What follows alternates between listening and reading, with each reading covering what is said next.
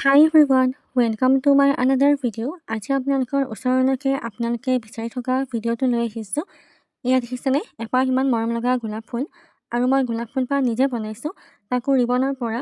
আৰু ভাবিলোঁ আপোনালোকৰ লগত ইয়াৰ ভিডিঅ'টো শ্বেয়াৰ কৰোঁ, যাতে আপোনালোকেও ঘৰতে নিজে বনাই ল'ব পাৰে, নহয়নে?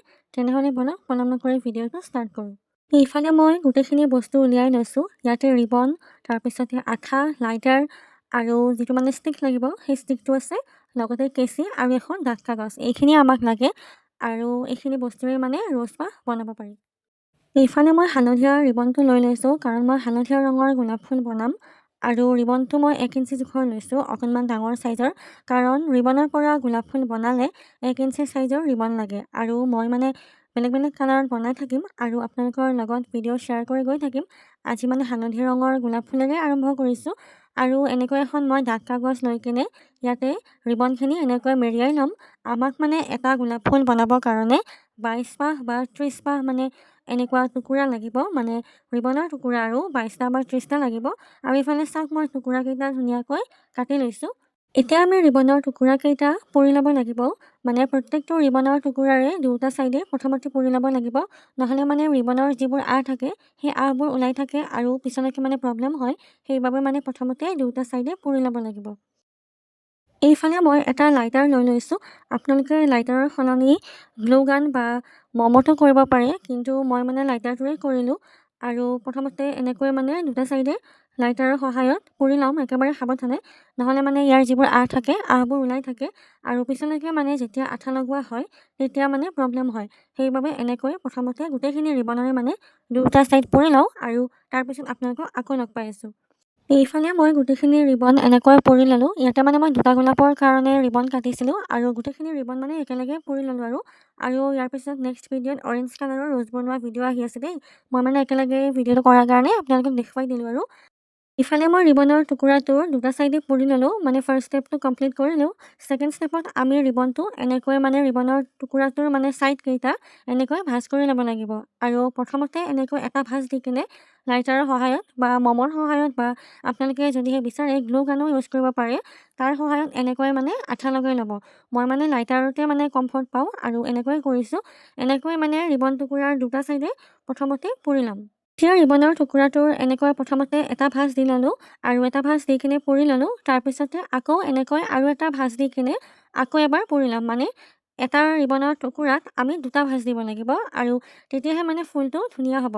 আপোনালোকে বিচাৰিলে তেনেকুৱাও কৰিব পাৰে, মানে কিছুমানে এটা ভাঁজ দি কিনেও কৰে, কিন্তু তেতিয়া মানে ফুলপাহ সিমান এটা মানে ভাল নালাগে। মই মানে আগতে ট্ৰাই কৰিছিলোঁ, সিমান ভাল নহ'লে, আৰু সেইবাবে মানে এনেকৈ বনালোঁ। এনেকৈ বনাওঁতে পিছে ধুনীয়াই হৈছিলে। আৰু এনেকৈ মানে এটুকুৰা ৰিবনত আমি দুটা ভাঁজ দি কিনে এনেকৈ পুৰি ল'ম, আৰু এনেকৈ মই গোটেইখিনি ৰিবন পুৰি লওঁ, আৰু তাৰপিছত আপোনালোকক লগ পাই আছোঁ। এইফালে মোৰ গোটেইখিনি ৰিবনৰ টুকুৰা এনেকৈ মানে ভাঁজ দি লোৱা হৈ গ'ল। চাওকচোন এতিয়া কিমান ধুনীয়া লাগিছে, নহয়নে?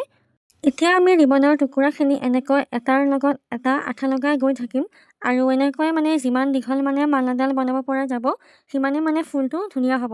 এইখিনি কাম কৰোঁতে পিছে অকণমান সময় নলগা নহয়।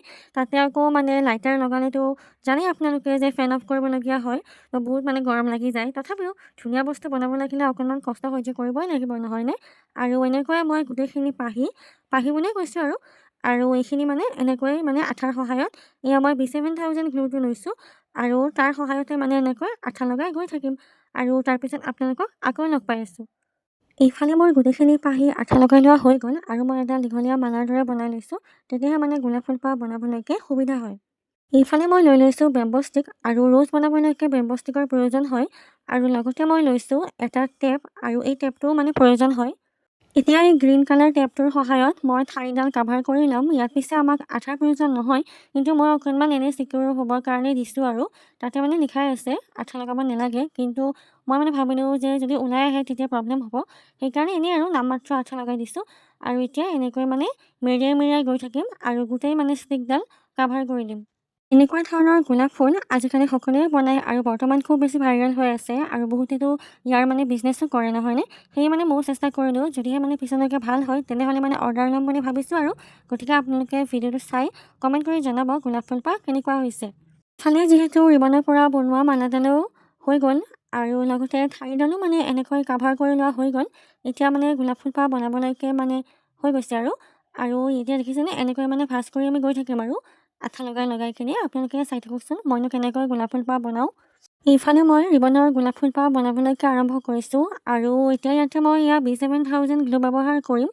আৰু ৰিবনৰ টুকুৰাকেইটা মন কৰিছেনে মই মানে ওলোটা কৰি দিছোঁ, মানে প্ৰথমতে যিটো ফালে ভাঁজ কৰিছিলোঁ সেই ভাঁজ কৰা ছাইডটো মানে তলৰ ফালে দিছোঁ আৰু যিটো মানে নৰ্মেল ছাইড সেইটো ওপৰ ফালে দিছোঁ, কাৰণ এনেকৈ দিলেহে মানে গোলাপৰ পাহিকেইটা একেবাৰে মানে ৰিয়েল গোলাপৰ দৰে হ'ব। আৰু আঠা লগাই হোৱাৰ পিছত এইফালে যে ঠাৰিডাল বনাইছিলোঁ সেই ঠাৰিডাল ইয়াতে মানে এনেকৈ লগাই দিম প্ৰথমৰ পাহিটোত, আৰু লগাই কিনে এনেকৈ অকণমান মানে মুটুকাই দিম আৰু মানে যাতে এইটো মানে কণী টাইপ দেখি আৰু কণী টাইপৰ বনোৱাৰ পিছত এনেকৈ লাঠিডালেৰে মানে সাৱধানে আৰু বেছি মানে জোৰে নহয়, একেবাৰে লাহে লাহে মানে এনেকৈ পকাই গৈ থাকিম আৰু যিমানে পকাই গৈ থাকিম সিমানে মানে গোলাপ ফুলপাহ ডাঙৰ হৈ যাব আৰু একেবাৰে ৰিয়েল গোলাপৰ দৰে হ'ব।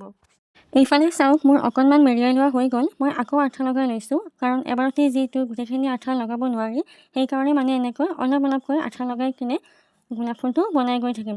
আচলতে গোলাপ ফুলপাহ বনাওঁতে এটা কথাই মন কৰিব লাগে যে বহুত মানে টানকৈ মেৰিয়ালেও গোলাপ ফুলপাহ ধুনীয়া নহয়, আৰু বহুত বেছি মানে ঢিলাকৈ মেৰিয়ালেও গোলাপ ফুলপাহ মানে বেছি মানে ঢিলা টাইপৰ লাগে আৰু মাজত মানে ফাঁকটো বেছিকৈ ৰৈ যায়, তেতিয়া মানে ভাল নালাগে। সেইকাৰণে মানে এনেকৈয়ে মানে মই যেনেকৈ মেৰিয়াইছোঁ তেনেকৈয়ে মানে মেৰিয়াই গৈ থাকিব আৰু ধুনীয়াকৈ এপাহ গোলাপ ফুল হৈ যাব। এইফালে চাওকচোন গোলাপ ফুলপাহ হ'বই লৈছে আৰু এইফালে মোৰ গোলাপ ফুলপাহ হৈয়ে গ'ল আৰু মই এয়া দেখিছেনে আপোনালোকক দেখুৱাই দিছোঁ ওচৰৰ পৰা, আৰু সেইপাহ গোলাপ ফুল বাৰু আগতে বনাইছোঁ। যদিহে আপোনালোকে গোলাপ ফুলপাহ এনেই ফুলদানিত সজাবলৈকে বনায় তেনেহ'লে বাৰু পাতৰ প্ৰয়োজন হ'ব, আৰু এইফালে মই সেউজীয়া ৰঙৰ এনেকুৱা ডাঙৰ চাইজৰ ৰিবন লৈ কিনে পাত বনাই লৈছোঁ। আৰু যদিহে আপোনালোকে বুকে বনায় তেনেহ'লে বাৰু পাতৰ প্ৰয়োজন নহয়। আজি মই মানে আপোনালোকক এপাহ ফুল পাত নলগোৱাকৈ দেখুৱাইছোঁ আৰু আনপাহ ফুল মানে কেনেকৈনো পাত লগাইছোঁ তাকেই দেখুৱাম বুলি ভাবিছোঁ। এইফালে ৰিবনৰ পৰা পাতখিনি বনাই লৈছোঁ। পাতখিনি কেনেকৈ বনাইছোঁ সেয়া বাৰু দেখুওৱা নাই, কাৰণ পাতখিনিও একেবাৰে মানে চিম্পলকৈ বনাইছোঁ, মানে যেনেকৈ প্ৰথমতে ৰিবনৰ টুকুৰাটো কাটি লৈছিলোঁ তেনেকৈ কাটি কিনে দুয়োটা ছাইড পুৰি কিনে ভাঁজ কৰি পাতৰ শ্বেপত কাটি লৈছোঁ ৰিবনটো। আৰু তাৰপিছতে ইয়াতে মই ধূপকাঠি ব্যৱহাৰ কৰিছোঁ, আপোনালোকে বিচাৰিলে তাঁৰ ব্যৱহাৰ কৰিব পাৰে, কিন্তু মই মানে ধূপৰ কাঠি ব্যৱহাৰ কৰিছোঁ। আৰু এতিয়া এনেকৈ মানে যিটো গোলাপ ফুলৰ ঠাৰি আছিলে ঠাৰিটোত এনেকৈ মানে পাতখিনি লগাই কিনে টেপটোৰ সহায়ত মেৰিয়াই গৈ থাকিম আৰু তেতিয়া গোলাপ ফুলত পাতখিলা ধুনীয়াকৈ লাগি যাব। এইফালে ফাইনেলি মোৰ গোলাপ ফুলপাহ বনোৱা হৈ গ'ল। মই এপাহ গোলাপ ফুল পাত দিয়া বনাইছোঁ আৰু এপাহ গোলাপ ফুল পাত নিদিয়া বনাইছোঁ, কাৰণ পাত নিদিয়াটো মানে মই বুকে বনাম সেইবাবে মানে পাত দিয়া নাই। আৰু আপোনালোকে ভিডিঅ'টো চাই কেনেকুৱা পালে কমেণ্ট কৰি জনাব, গোলাপ ফুলপাহ বনোৱাত কেনেকুৱা হৈছে সেয়াও কমেণ্ট কৰি জনাব।